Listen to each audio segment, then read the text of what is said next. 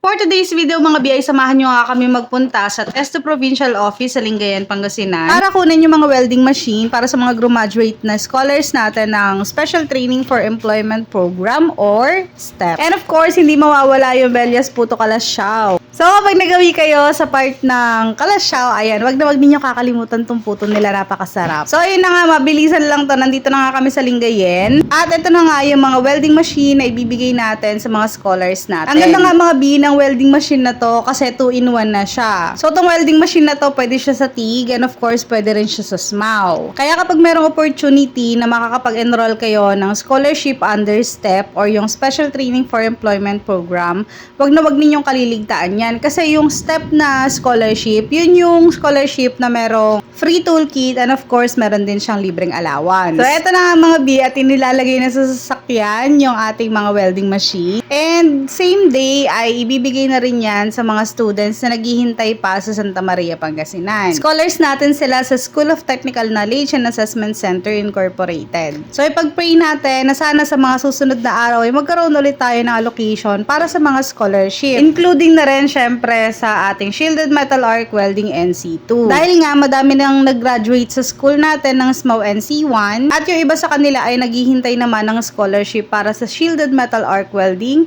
NC2. So, mas nagagamit or mas nire-require kasi sa industry yung nakapag-graduate ng NC2 kaysa sa NC1 lang. Nagtatry nga din pala kami mag-request ng scholarship grant from congressmen, senators, party list, and iba pa ang kawani ng government. At sana nga ay soon magkaroon tayo ng scholarship. So, itong Special Training for Employment Program na merong toolkit na to ay galing mismo po ito sa TESDA. So, yun lamang po for today's video. See you next time. Bye-bye!